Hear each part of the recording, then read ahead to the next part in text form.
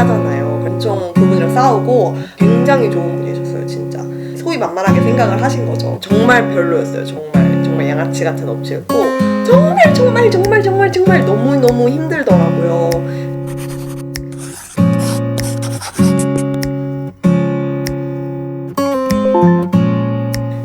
여러분 안녕하세요. 먼저 저희 집 홈투어 영상을 이제 3편에 나눠서 소개를 해드렸는데 많은 분들께서 찾아봐 주셔가지고 너무너무 감사했어요.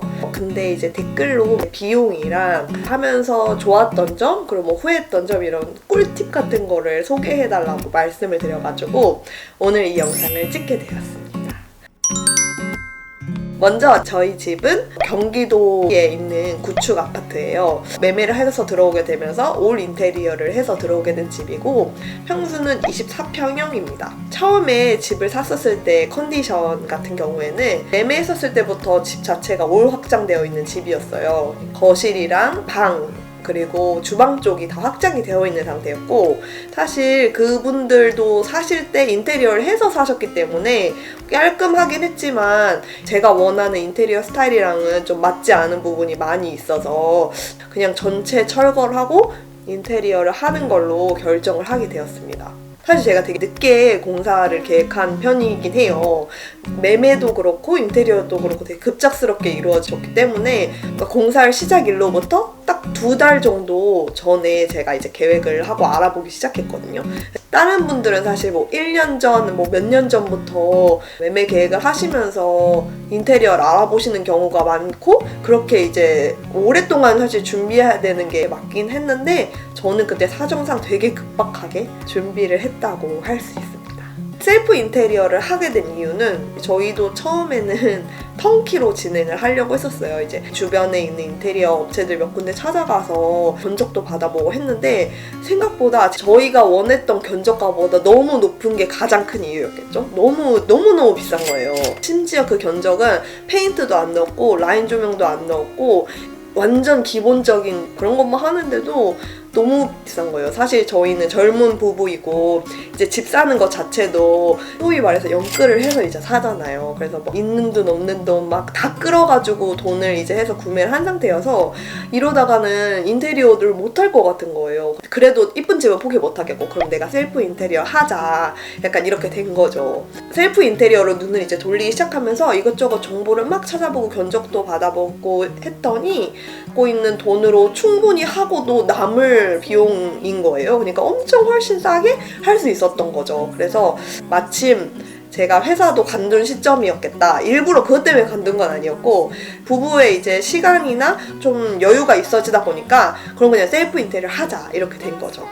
이제 전체적인 집의 개요는 여기까지 이제 소개를 하도록 하고 공정별로 쭉 소개를 하면서 비용이라던가 그런 걸 말씀을 드리도록 할게요. 근데 먼저 비용 같은 경우에는 인테리어 공사를 지금으로부터 한 1년 전에 이제 한 거기도 하고 인건비나 그런 부분이 많이 달라졌을 수도 있거든요. 자재나 그런 게. 그래서 현재랑은 비용 차이가 좀 있을 수도 있다는 점을 감안해 주셨으면 좋겠고 그리고 업체 소개해달라는 분들이 이렇게 있으셨는데 추천드리는 업체 위주로 소개를 해드리려고 해요. 비추하는 업체는 아무래도 말씀드리면 안 될 것 같아서 좀 그런 점은 양해해 주셨으면 좋겠습니다. 저희는 사실 이 집이 구축이고 25년 정도 된 아파트다 보니까 배수관이 많이 더러워져 있을 가능성이 너무했거든요. 비용은 한 20만 원 정도? 공사 시간도 한 3-4시간 정도 만에 끝냈던 것 같아요. 한 분이 오셔가지고 화장실이랑 싱크대 밑에 있는 그런 관들 모여있는 거 그거를 이제 쭉 다 뜯어가지고 약품을 집어넣고 다 청소하는 작업을 했거든요. 그래서 사실 그걸 돈 주고 안 하시는 분들이 많긴 한데 제가 해보고 나니까 정말 더러운 물이 많이 나오더라고요. 그래서 그거를 해야지 보일러 효율도 많이 올라가고 꼭 하시는 걸 추천을 드립니다. 이제 본격적으로 이제 공사가 이제 시작이 돼요. 비용은 140만 원 정도 들었고요. 기간은 하루 들었습니다. 철거 범위는 바닥 빼고 올 철거였어요. 그래서 모든 타일, 싱크대 상하부장, 신발장, 문, 벽지, 걸레바지, 조명 등 같은 거, 콘센트 스위치 다 철거를 했다고 생각을 하시면 됩니다. 업체 같은 경우에는 견적 비용이 알아본 것 중에 제일 싸서 계약을 하긴 했는데 싼 게 비지떡이라는 느낌이 조금 있었거든요. 알아두시면 좋을 사항은 처음 견적을 받을 때 하나부터 10까지 다 꼼꼼하게 견적을 받는 게 제일 중요한 것 같아요. 나중에 공사가 시작되고 나서 추가 사항이 늘어나게 되면은 처음 견적가를 불렀을 때보다 훨씬 높은 추가 비용을 말하게 되거든요. 공사하고 있는 중이고 지금 내가 안 하면 누가 부를 건데 이렇게 되기 때문에 견적가대로 진행하실 수 있도록 다 꼼꼼하게 견적을 받는 게 제일 중요하고, 가장 중요하고 또 꼼꼼하게 철거를 해야 되는 부분이 화장실 타일 부분이거든요.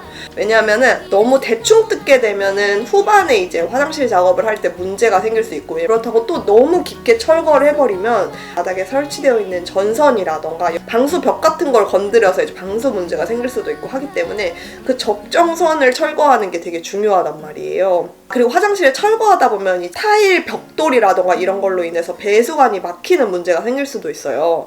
그래서 여기 화장실에 있는 배수관들 다 다시 사용을 할 거기 때문에 작업하시면서 배수관이 막히지 않도록 유의해 달라고 부탁을 드리는 것도 좋은 팁일 것 같습니다. 저는 이제 업체분이랑 싸우게 된 거는 폐기물 처리 비용 때문에 언쟁을 하게 됐거든요.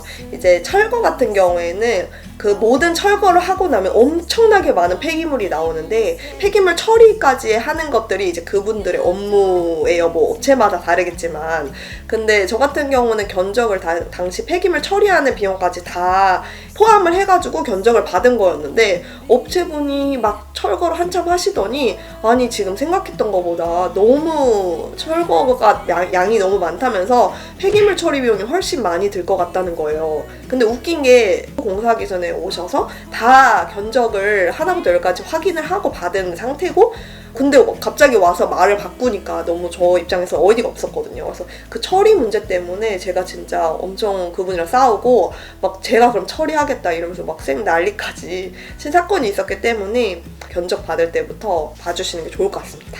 이제 그 철거가 된 상태에서 모든 벽이 다 깨끗해진 상태에서 목수분을 불러야 돼요. 그래서 목수분을 이날 목자재 산출을 부탁을 드려야 되거든요. 그래서 그 목자재 산출을 이날 하시면 됩니다. 이거는 들어가는 분도 있고 안 들어가는 부분도 있을 텐데 저희 집 같은 경우에는 화장실 배수관을 좀 옮겨야 되는 사항이 있어서 설비 방수를 불렀어요. 비용은 총 70만 원 소요됐고 기간은 하루 잡고 진행을 했습니다. 이제 공사한 범위는 세면대 배수관 위치를 바꾸는 거였거든요. 바닥 배수식이었는데 그거를 벽면에 치는 식의 세면대를 구매를 했기 때문에 그거 바꾸는 공사랑, 그리고 변기 위치를 조금 더 앞으로 뺐어요. 왜냐면 저희가 젠다이를 처음부터 끝까지 다 쭉 쌓아야 됐기 때문에 그거 공사가 있었고, 트렌치 길게 들어가면서 그 배수관도 또 옮겼어야 돼서 그거 10만 원, 조적이라고도 하고 젠다이라고 하는데 벽 끝에서부터 끝에까지 설치를 했거든요. 그 비용이 40만 원이었어요. 이렇게 해서 70만 원에 공사를 하게 됐습니다. 업체분은 문태영 철거설비 방수라는 업체였거든요. 타일러 분께 소개를 받아가지고 진행을 하게 됐고 굉장히 좋은 분이셨어요. 진짜 너무너무 친절하시고 굉장히 세심하게 작업을 다 해주셨고, 제 말에도 귀 기울여 주시면서 하나하나 꼼꼼히 설명을 해주시면서 진행을 해주셨어요. 그리고 사실 저희는 이때 아랫집 화장실을 천장을 바꿔야 되는 문제가 있었거든요. 그거에 대한 조율도 굉장히 먼저 잘해주셨고 아랫집에 가서 양해 구해주실 때도 많은 도움을 주셨기 때문에 추천을 합니다. 팁이랄 거는 이제 철거 마지막 마무리 될 쯤에 한번 오셔달라고 말씀드려야 돼요. 그래서 설비 작업하면서 철거 사항이 문제가 없게 철거가 됐는지, 아니면은 뭐 설비를 위해서 조금 더 파야 된다던가 뭐 이런 부분이 있을 수도 있기 때문에 한번 화장실 부분을 확인하러 그날 와주시면 좋거든요. 샤시 작업이죠. 저희 공정 중에 가장 돈이 많이 들었던 작업인데요. 비용은 총 800만 원이 들었어요. 사다리차 부르는 비용이 27만 원, 총 827만 원이었습니다. 저희 같은 경우에는 전체 올샤시를 진행을 했고 그 중에 확장된 곳 같은 경우에는 샤시의 역할이 중요하기 때문에 이중창을 했습니다. 그리고 그 외 나머지 1mm짜리로 진행을 했습니다. 그리고 추가로 베란다랑 다용도실은 다 터닝도어로 변경을 했어요. 그래서 이 터닝도어가 각각 55만원, 55만원 해서 110만원 비용이 그렇게 들었습니다. 샤시 브랜드는 전체 KCC로 진행을 했고요. 터닝도어만 KCC에서 나오지 않는다고 해서 LG 하우시스 걸로 진행을 했습니다. 업체는 베스트 디자인 창호로 견적가도 굉장히 괜찮았고 공정 자체도 되게 꼼꼼하게 잘해주셨어요. 샤시 같은 경우에는 실리콘 코킹 처리하는 게 되게 중요해요. 왜냐면 그 사이로 물이 새거나 할 수가 있어서 그 부분을 굉장히 두껍고 꼼꼼하게 해주셔야 되는데 우레탄 채워주시는 것도 굉장히 꼼꼼하게 해주셔서 현재 1년 동안 살면서 샤시 관련해서는 아무 문제도 없고 저희 공정 중에서도 가장 마음을 놓고 완료를 했던 공정이어서 추천을 드리고 싶습니다. 이 전체 비용에 양중 비용, 설치 비용이랑 철거 비용이 다 포함되어 있는 건지 확인해 주시는 게 중요하고요. 몰딩도 같이 작업을 해주시는지, 또 방충망이랑 손잡이 같은 경우엔 자동 손잡이가 또 따로 있어요. 그냥 문이 닫히면 자동으로 잠겨지게끔. 그것들은 추가 비용이 있을 수가 있거든요. 그것도 다 비용에 포함된 건지를 잘 알아보시는 게 중요할 것 같아요. 저희 같은 경우에는 이거는 꿀팁이라면 꿀팁인데 저희 집이 이제 고층이다 보니까 올려야 되는 자재들이 되게 많았어요. 예를 들면은 타일도 그렇고 목공 작업할 때 들어가는 나무 판재 같은 것도 그렇고 그런 게 되게 많았는데 사실 이게 올리는 인건비가 또 따로 들 수가 있거든요. 이거를 사다리차를 한번 빌릴 때 같이 쓰면 좋잖아요. 그래서 저희 같은 경우에는 샤시 때 사다리차를 빌리면서 모든 필요한 자재를 그때 같이 올렸어요. 그래서 양중비가 따로 안 들었다.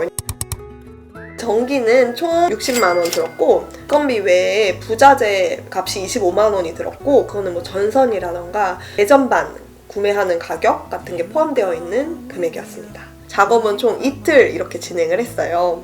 첫날 이제 까대기 작업이 들어가요. 천을 빼내는 작업을 하고 마지막 날에 이제 한 번 더 오셔가지고 조명 설치를 해주시는 총 이렇게 2번 작업이 들어오시거든요. 범위는 전체 조명 들어가는 부분에 대한 배선 작업을 진행을 했거든요. 거실이랑 주방까지 이어지는 라인 조명 모든 매입 등의 전선을 땄고 화장실 거울장 아래라던가 아니면 싱크대의 아래쪽에 따로 선 따놓는 작업, 화장실에 들어가는 환풍기 전기선 따는 작업, 두꺼비지 위치 변경하는 거, 인덕션 전용 전기 배선 콘센트 몇 개 위치 변경하는 작업이 있었고 업체분을 저희는 숨고를 통해서 불렀고 이제 까대기 작업 때까지만 그분을 쓰고 설치는 사실 다른 분들이 해주셨거든요. 조명 같은 경우에는 약 100만원 정도 비용이 들었고 콘센트 스위치라던가 이런 거는 인터넷에서 구매를 했고 그 부분 한 20만원 정도 소요가 되었습니다.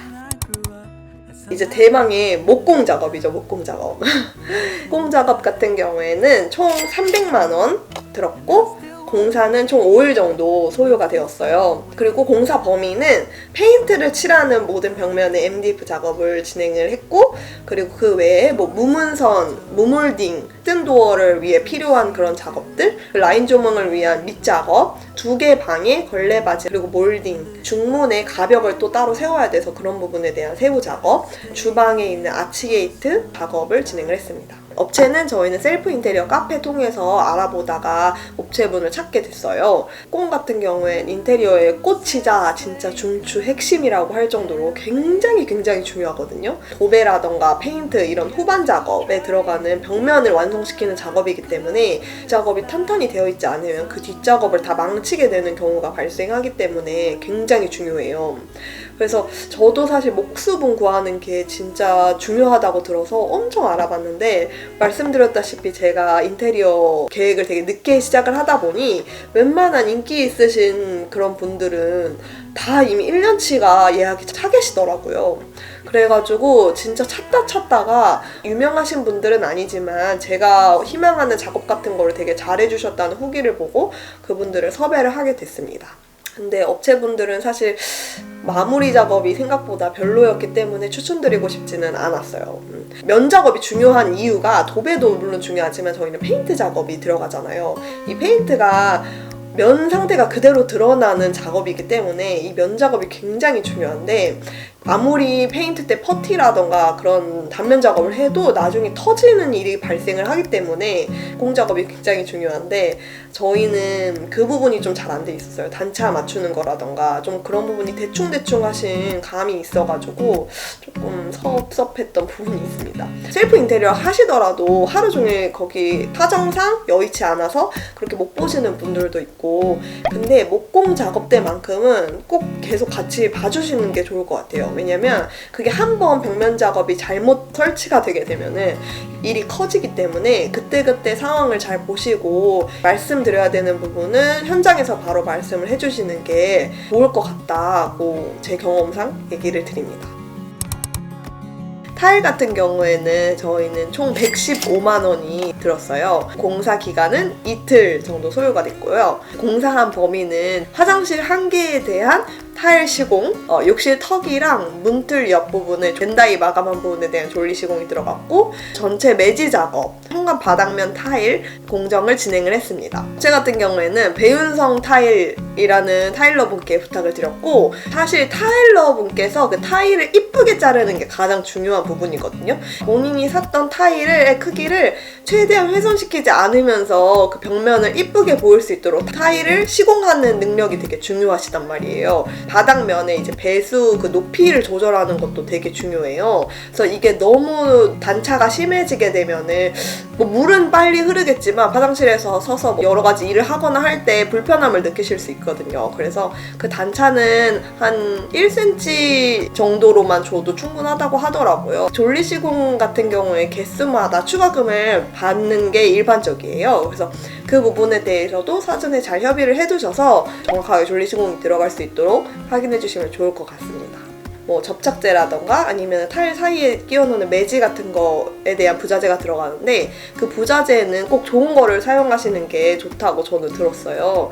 특히 매지 같은 경우에는 쉽게 탈락하는 현상이 일어나는 부자재이기 때문에 좋은 매지를 사용하시는 게 나중에 수고로움을 조금 덜 할 수 있거든요. 그래서 저희 같은 경우에는 아덱스라는 곳의 매지가 되게 좋다고 들어서 그 아덱스의 비둘기색 매지를 시공을 했습니다. 그리고 또 만약에 욕조를 이제 추가로 시공을 하시게 되면은 타일 작업하는 첫날에 작업이 시작되기에 앞서서 욕조부터 먼저 들어가야 돼요. 그래서 욕조가 반드시 그날 아침에 올 수 있도록 미리 도기 구매하신 곳에다가 연락을 해두시는 게 좋습니다. 타일 구매는 한국타일도기라는 을지로에 있는 한 업체에서 진행을 했고 타일값, 부자재, 그리고 배송비까지 해서 총 75만 원이 들었어요. 그리고 부자재 같은 경우에는 타일러분께 연락을 드려서 타일 작업할 때 부자재가 얼마나 필요한지 여쭤보시고 그 해당 수량을 주문을 넣어서 구매를 하시면 될 것 같습니다. 욕실 도기 설치는 약 22만 원 하루 작업이 진행이 됐습니다. 저는 블루바스라는 곳에 진행을 했고 마찬가지로 세린에서 추천을 받은 업체이고요.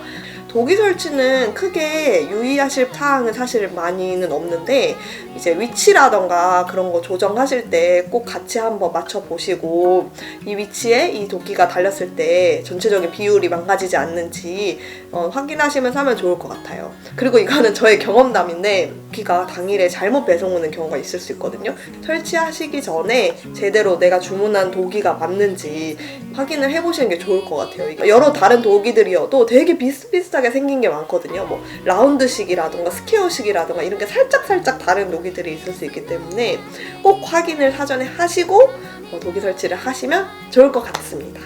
그리고 저희는 도기 같은 경우에는 되게 유명한 곳이거든요. 을지로의 데일도기라고 거기서 전체 도기를 다 구매를 했고 거울장도 해당 업체에서 발주를 넣었습니다.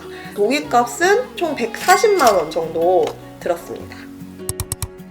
비용은 약 500만 원 정도 소요가 됐어요. 공사 기간은 5일 정도 소요가 됐습니다. 거실이랑 주방 쪽 전체 벽면, 문이랑 붙박이장, 그리고 현관에 들어가는 하부장 도장 이렇게 몇 군데가 있어요.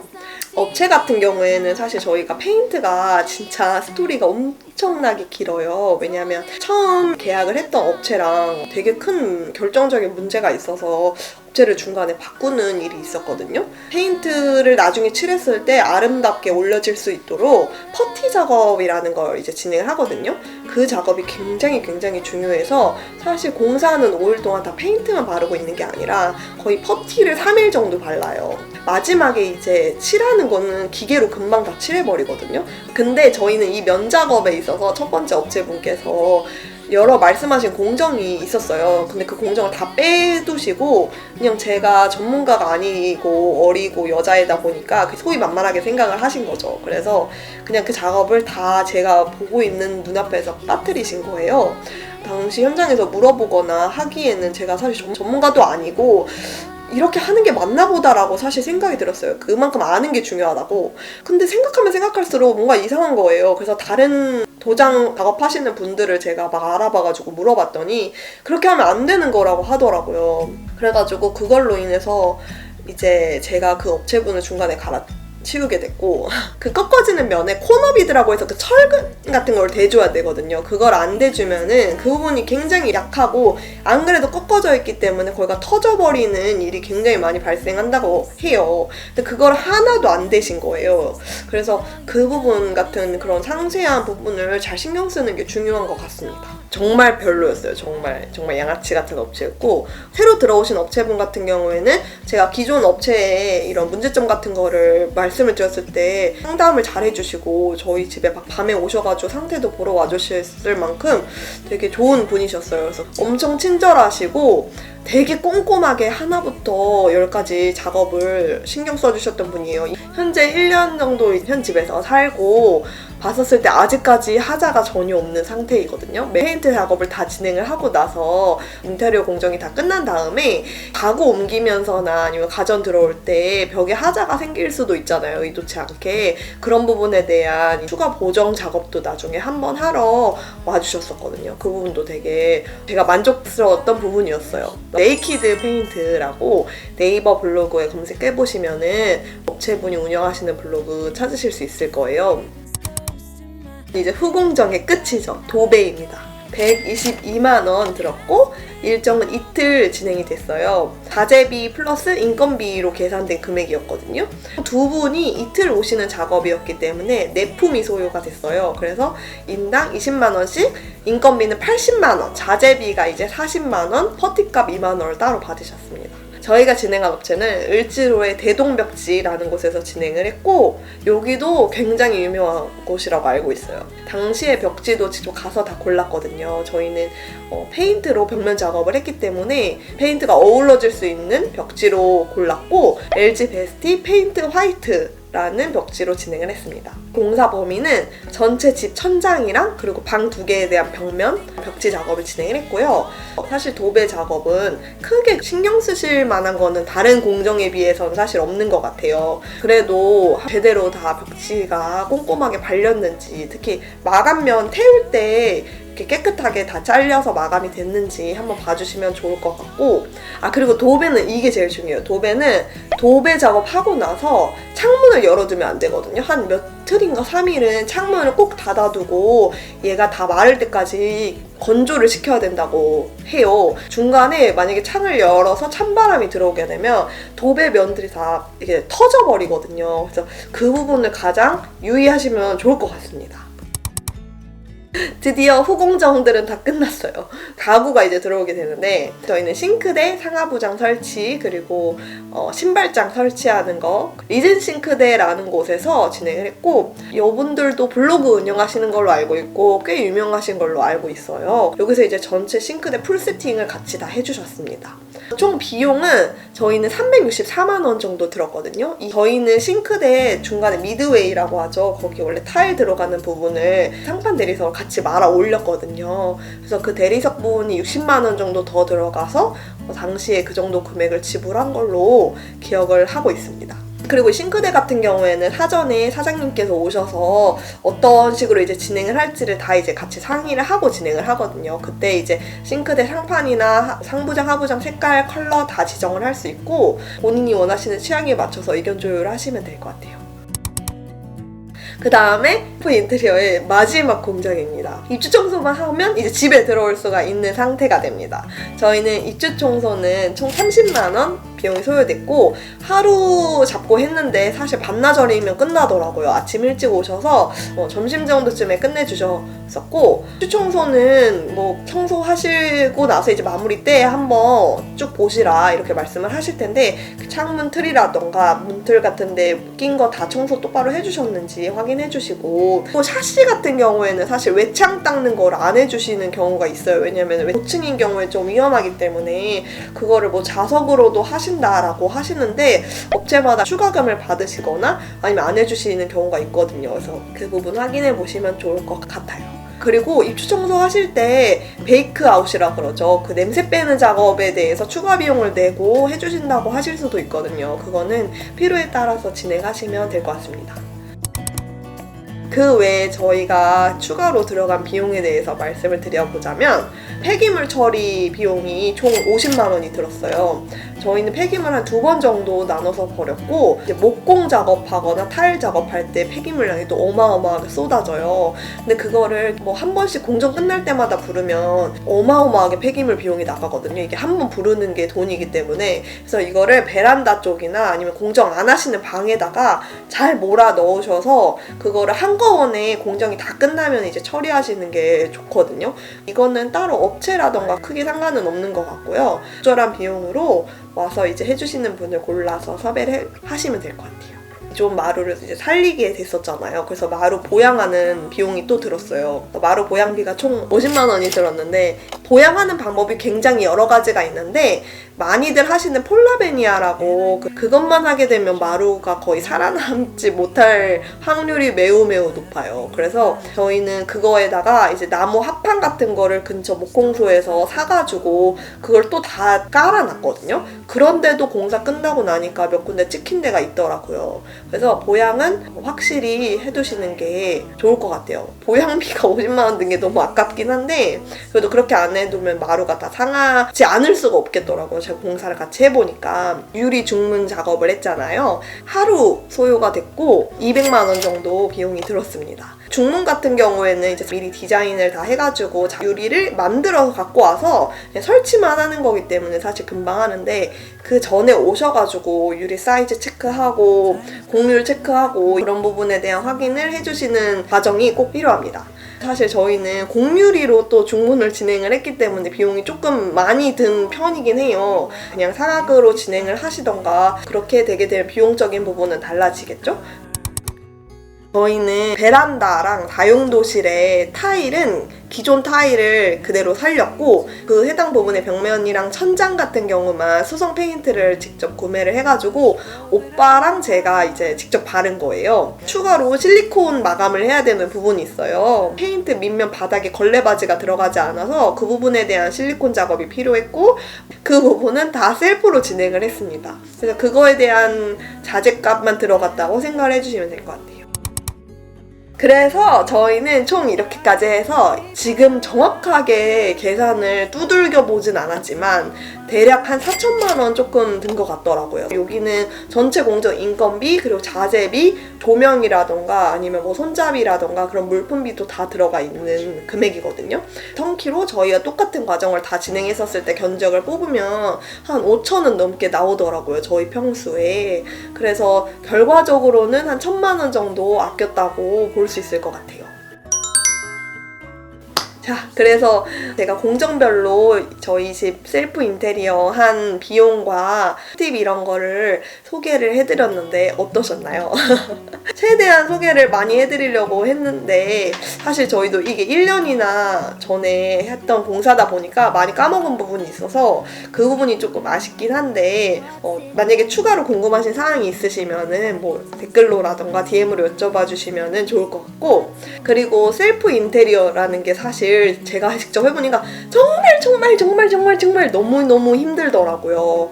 저는 1,000만 원을 아꼈다고는 하지만 제가 1,000만 원을 주고 제 약간 건강을 갉아먹었다고 거라고 생각할 정도로 많이 힘든 작업이었어요. 그렇긴 하지만 다 하고 나니까 너무 뿌듯하고 이거를 뭔가 내 손으로 해냈다 이런 만족감이 되게 크더라고요.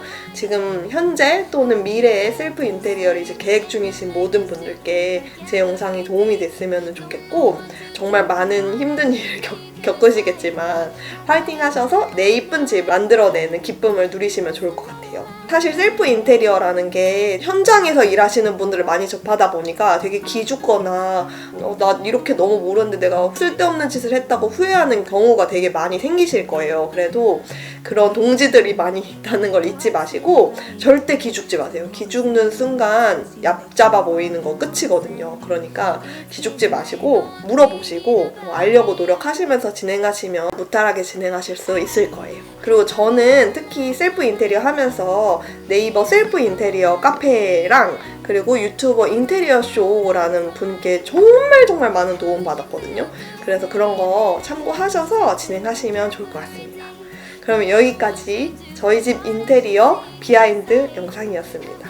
이번 영상도 좋으셨다면 구독, 좋아요, 알림 설정 부탁드릴게요. 안녕. 끝!